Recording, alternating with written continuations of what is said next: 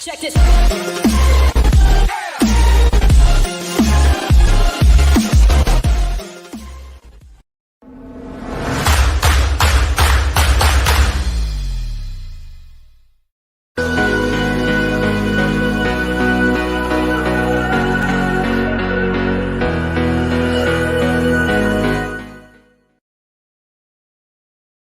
Good morning, everybody. It is time for Be Encouraged. You notice what's over my shoulder right here, right? And to make sure it's in there. That's the book you need to get, folks, if you want to read what Derrick Pearson, our author, has to say. The impact of influence. Just go to Amazon or wherever, and you can pick yourself up a book, and it'll be awesome. It'll be awesome. Where else can they get the book? Go to loveprints.us. There you go. LOVEPRINTS.us. Loveprints.us. It's on the first page. Amazon, I can't sign it if you order it through Amazon. If you order it through Love Prints, I will sign it for you and give you a personal message. Sweet. That's awesome. Well, I bought mine. It's got my personal message also from Chip. So that was exciting, and it was fun to hook up with. And it was fun to meet him. It was fun to meet you in person, finally. I know we've crossed paths, man. I know having covered high school sports in the northern region for 25 years, I'm sure I saw you on the sideline, running up and down the sideline, doing stuff for various teams, but we never got a chance to actually meet, and I'm glad we got a chance to do that. So I want to say thank you, because friendships and brotherhoods are developed over time for various reasons. We're never quite sure why we cross paths and what the intention is. But for you to make time in your schedule to come out to sit and meet, not only meet me, but meet this circle of friends and brothers and sisters that I have, your hospitality towards Chip Baker. Again, he's an out-of-towner, and Northern Virginia had some great ambassadors for Northern Virginia and how we do business and how we get down, because you guys sat with Chip, you loved on him, you accepted love from him, but you making time and sharing yourself with my friends, people that I grew up with, and people that I've worked with, I'll be forever in your debt, because that was just a statement above doing basic stuff. You went out above and beyond. I know that people were in and out, and I stayed for like the whole time, but I stayed because it was so incredible to hear all the different people talking about the different things, not just you, but talking about different aspects of sports and different aspects of life, and it was just, I just wanted to sit there and soak it all up. Actually, I was probably as quiet as I've ever been. Well, the one thing about my circle is that they all talk. Like there are no wilting lilies in my circle. A group of coaches from there in Northern Virginia, Dermier Marshall from West Springfield. Yeah, and I know Dermier, so Hosta Breezy from Woodson. To have coaches in the building, Mark Woods, who's in the Softball Hall of Fame down in Lake Ridge, who's coached forever and ever. Rich Davila, who's he's over at Episcopal. Love him. I've known him for forever and ever. He friended me on Facebook, actually. Yeah, Rich Davila. Davila is one of those unique spirits, and we all need a Rich Davila in our lives. Like he just gets it. It was just a great group. Emily Schlesinger, of course, she's the daughter of former Department of Interior James Schlesinger. Her stories are always remarkable, incredible, if you ever want to feed in. So many teachers and educators were there. But it was just good to have that sort of cross-section. It was great to see what a cross-section it was, number one, and how much all of them loved you. I mean, all of them just really adored you. And, then they talking about your brother and talking about you. And, obviously the Pearson boys definitely made an impact in Wakefield and in Washington Lee. Did you go to both schools? No, so everybody in my I have 7 brothers and sisters Okay. that I was raised with. I have 5 others that were raised somewhere else. But of that 7 that were there in Arlington, the first 5, the oldest 5 went to Wakefield, and then busing happened. And it took me and my older sister Michelle and my younger brother Harold. It took us up to W&L. Oh, okay. Okay. Gotcha. So yeah, you lived in the Wakefield neighborhood. Yeah, okay. I could have ridden my bike to Wakefield every day. Most of the friends that I hung around with after school were Wakefield folks. Mm-hmm. But yeah, busing started in 71, and I was taken up to North Arlington, and I stayed academically. I stayed in North Arlington. But most of the people that I hung out with on a regular basis and on weekends were Wakefield folks. Gotcha. Yeah, I wasn't sure. I was trying to track on that when I was listening to you talking about Wakefield, and I knew you said that your brother went to Wakefield, was an outstanding athlete at Wakefield. Yes. Yeah, he was. He's one of the greatest sprinters to ever come out of one of the greatest track athletes to ever come out of Arlington. Period. Okay. Turned down Power 5 scholarship offers because he wanted to be special. He wanted to feel special wherever he chose to go. As I said in the book, that he chose to have them to use his athletic skills to get an academic scholarship, because if something happened to him athletically, he wanted to still be able to finish his degree, which was just rare, and it just doesn't happen. Right. But he went to David Lipscomb in Tennessee, was an All-American there, NAIA All-American, was elected to, was invited to the Olympic trials, was an alternate in the sprints. And for those that are track friendly, the guys like Houston McTeer, Harvey Glant, Steve Williams, that's my brother. My brother was in was in that group. So, and now he's in Richmond. He has been in Richmond for since then. Deeply involved in church and community, created the founder for Child Shield, which is a child security foundation, which sets up identification for your kids, so that if they're lost, stolen, that police and security and the people that need to can identify your child and provide that for you. So he's one of Arlington's best. I'm blessed to have him as an older brother. Pretty high standard to work from. That's right. High standard to work from, but luckily. But you wouldn't have it any other way. I mean, right? I mean, yeah, I'm sure it's frustrating at times, but then it sets you a mark. It sets you a mark to head towards or try to, and I'm sure you did try to go past. You always, there's that sibling rivalry where you're always like going, okay, well, he's awesome. I'm gonna do something. Now. He's one of the most incredible humans I've ever known, only because he had to break through doors that the doors that were open for me were opened by him. Got it. Like, did that exposure to a bigger, grander world, right? It wasn't, the world was bigger than South Arlington, Virginia. Right. And he would come home from these trips, and he'd have shirts from these track meets, and he'd have pictures in all of these unique, wonderful places.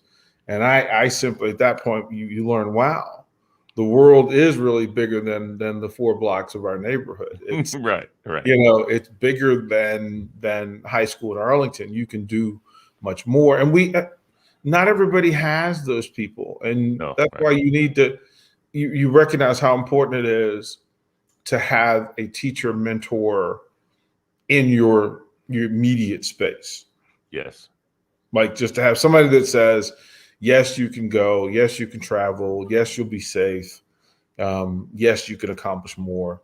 He did all that for me and many others, because as I've told you, a lot of coaching, a lot of what we do, use and say as coaches, come from people who loved us. Right. Sure. and we coach in their voice. And like how many times that you've said something that your mom and dad said, and Yes, you went, sir. wow, like okay. Right. Right. Right. I do it. I've done it so many times. I mean, Yeah. there's so many classic lines from my dad that I've used with young people in working. Number one, coaching. Number two, also coaching, but working as security in the building. Talking and seeing kids and recognizing when there's an issue with a kid, or just going and getting a kid out of class because the teacher called the office and said, "Get him the hell out of my classroom." And Yeah. so I'm the one that had to go do the escort, and then having a chat with the kid on the way down to the office. What the hell, man? What are you doing? And he's It's like, "Oh, that guy's a jerk." And I'm like, going, okay, so you're gonna have to deal with a lot of jerks in your life, and isn't that weird that we have to tell people that, like yes, that it is, but it's true. that Unfortunately, you have to deal with difficult people in the world, and how do you do that? I do it by not letting their difficulty, what they're called, trying to cause difficulty with me. I don't let it cause difficulty, and that's what I tell these kids. Listen, just roll with the punches and smile, kill them with kindness. I used to tell kids all the time. Teacher pisses you off, just smile. Yes, ma'am. Sorry, ma'am. Yes, sir. Sorry, sir. Just go with it, and then when you're out of the classroom, you're free. And you know what? When you get to it, it's just one of those things, and it's it crazy. was my uncle used to say this all the time. He used to talk about it because you'd have those confrontations, right? Mm-hmm. And he would always ask, why do you feel the need to have to debate everybody? Right. And he would say, you can save yourself time, energy, emotion by learning this one word. Okay. like they would say, these people that would just say these ridiculous, Yeah. awful, outlandish Yes. things. And Yeah. it's like, Okay. okay. Okay. Like it was, and I can't tell you how many times in my life that was really how I dismounted from a bad situation. Yeah. Yeah. Well, you know what? It's kind of a MoreJoy precept, because I decided when I started this thing, this would be an all positive, you know, and when you want to be all positive, it means you don't recognize the negative. I mean, it's there, but you don't give it any food. You don't let it you don't let it thrive. You don't let it do anything. You just go past it, and it never was there. And so one of those things is politics. Obviously, I don't do politics on MoreJoy. Yeah. And I have come to the point now when people are telling me their political stance on something, I go, okay. Okay. Okay. Okay. Like I know? know it's that thing where, and again, my uncle was a great man. Worked in the federal government. He was former military, and he said that when people, it's okay for people to show you who they are, and you not agree with it, but that's not what the relationship was about anyway. That's not what it was about. And it was like, oh, well, I believe that so-and-so. Okay. Okay. Like it's a total disarmament of and that's my answer now also with stuff that I might in fact agree with. Yeah. They say something to me like, oh man, the economy is so much better because of Trump. And I go, okay. Okay. Okay. Okay. Whatever, and whatever. Biden's doing this. Okay. Okay. And that's just where I am. Someone asked me last night if I was a Republican. I said, you know what? I don't like either party, but that's as far as I'm taking it. Yeah. From then on, it's okay. It's nobody's business. Yeah, I know. The whole idea behind how we were going to deal with one another on a united front, yes, was to keep that thing private. Right. That's why you would vote and close the curtain. That's why, right, that we remember the days of having to go in the voting booth and close the curtain and to say what I speak for in here is mine. Yes. And then it became, let me go out loud because there was financial behind it, and go, no, Yeah. here's what we're going to do. I'm going to vote, and then I'm going to go about being the best person I can be that day. Amen. And that's all that's required of it. You're absolutely right. You're absolutely right about that. And it's a privilege for us to vote. I mean, a lot of people don't realize and that's the only way you change things is in the ballot box. Well, And you can. I had this conversation with a politician here in Lincoln, and they talked about the voting aspect. And I said this: voting is one day, one act, 1 minute in an entire season. Entire season. What I can do as a person can build bridges. I can open doors. right. I can have conversations. I the voting aspect is just a statement of who you think we all should be, but your actions are what tell you on a day-to-day basis whether you're living in that space that you say you are. Mm-hmm. Mm-hmm. Like I can love you. I don't ever need to know who you vote for. Right. And the Exactly. responsibility, right? Like the responsibility is for me to engage you as a human, not as a That's right. potential votee or It's a voter. voter. That's Right. Right. yeah. Like I don't. My thing is the voting thing. Oh, you voted? Okay. Okay, like that's right now. What like what I do you? voted today. Yeah, Okay. yeah. Great. Like what are you gonna do now? Like who are you gonna love now? Yeah. Yeah. Yeah. That's And right. and that question and somebody once said that I should probably get a shirt that asked that question. Who are you going to love now? Mm. Because through all of these conflicts and frictions, ultimately the mission should be in that, whether it's policy, humanity, or otherwise, that the next thing is what are we going to do for each other? Exactly. Yeah, like we could go through I voted this way. Okay, who you gonna love now? Like Yeah. now you have to continually act based on who you say you are. And if you tell Yes. me I'm living a better life, then when I ask that question, who you gonna love next? There should be an answer. There should be somebody there. And most importantly in that, they should say myself.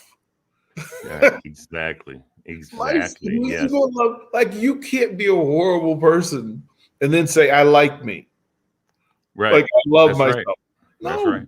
those horrible actions were precipitated by you having ill feelings for yourself. And if you vote and don't feel good about it, love yourself more. Mm-hmm.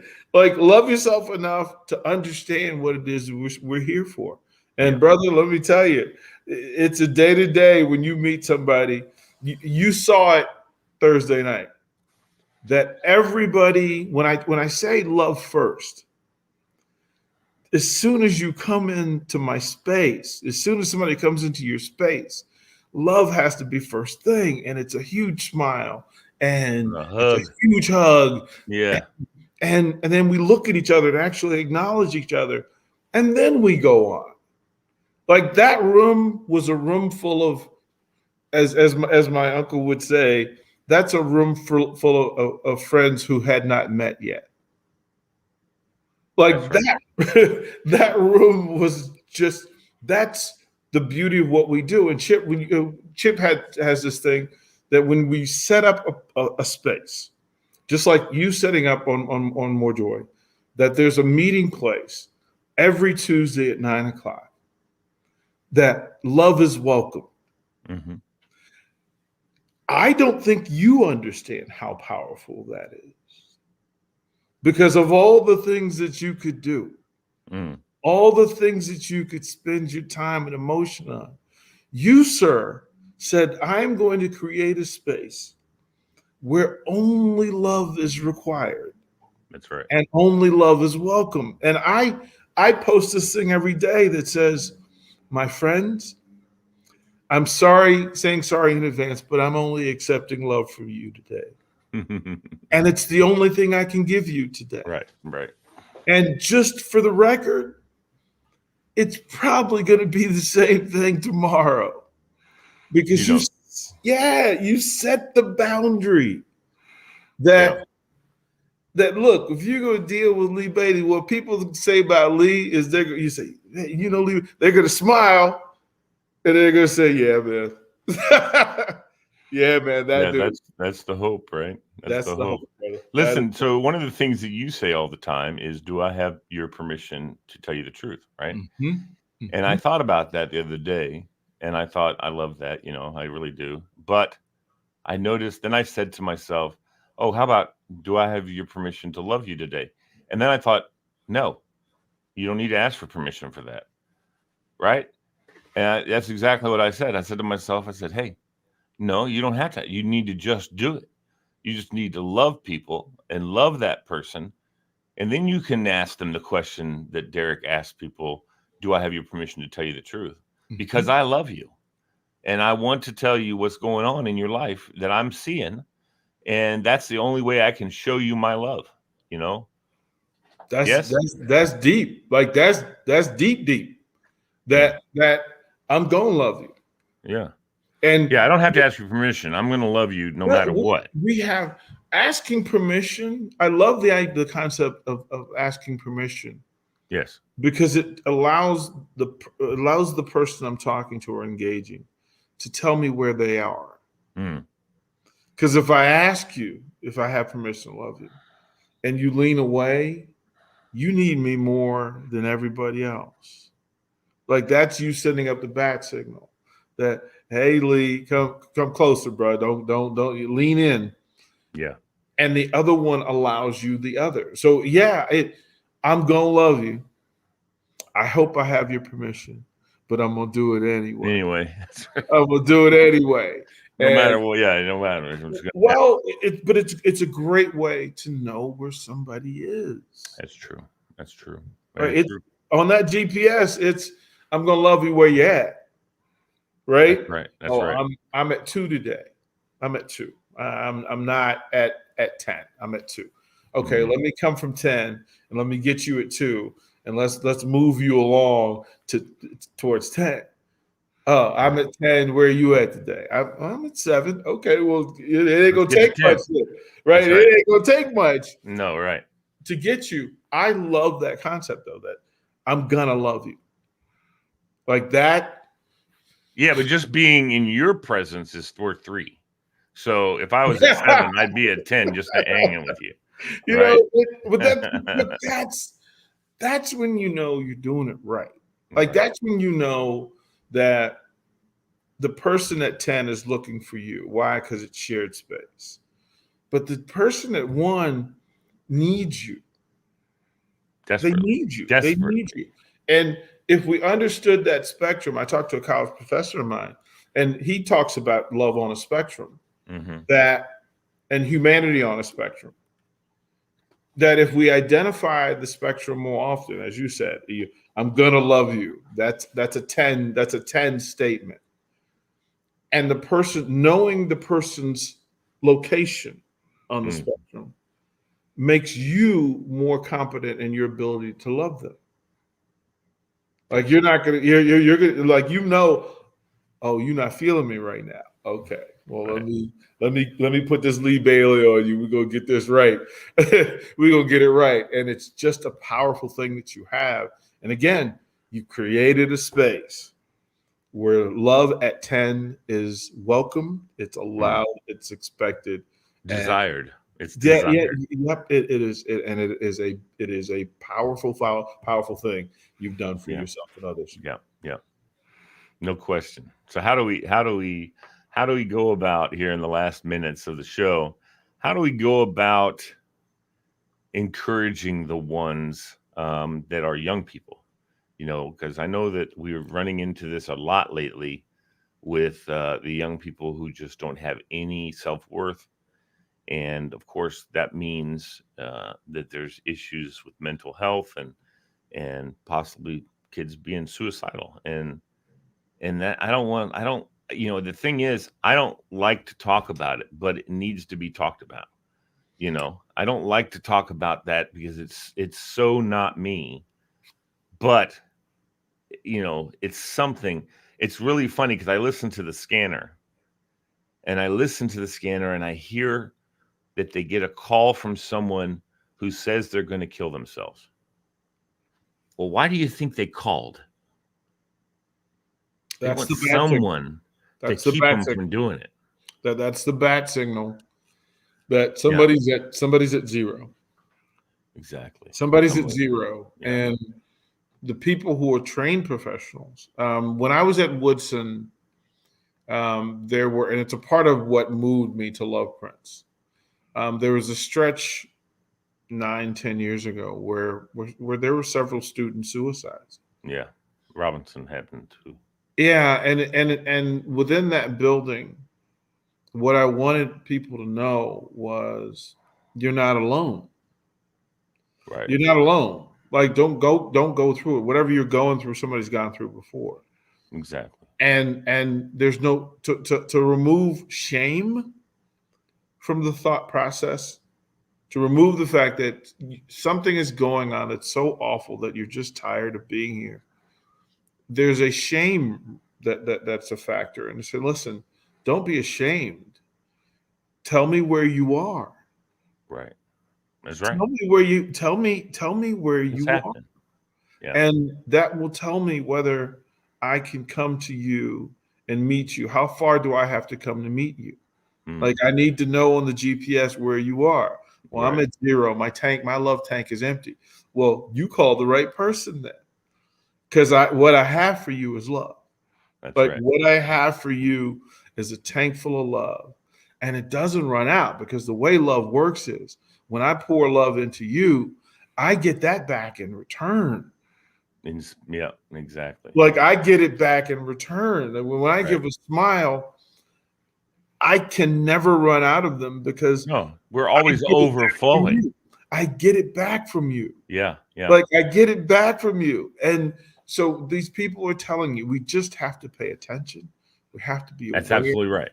We That's have right. to be aware. We have to be present because when somebody tells you, hey, Lee, I'm at zero, the alarm should go off and Absolutely. we should rally Right. and know that that person is at zero. That's all they're saying. Yes. I'm empty. Right. My tank is empty. My love tank is empty. I don't love myself right now. And that's the thing that I learned when I was in Utah was to add to that when somebody said I don't love myself, and then I would just like okay, I would say right now. You don't love yourself right now. Right. But there are things that you need to love about yourself because I love you. And the moment I say that to them, and the moment you say that to them, their tank isn't empty anymore. No, that's right. It's not empty anymore. That's right. That's the value of with young people simply removing the ability to believe that they're alone or the space where they feel like they're alone. Stay connected to them. Right. Right. One of the hardest things to do Stay connected. is to That's the hardest thing. Yeah. yeah, just don't allow them to go in their room, shut the door, go into a dark place in the universe, and never come out. Right. Doors open, Yep. love can flow when the doors open. When the doors close, whole different deal.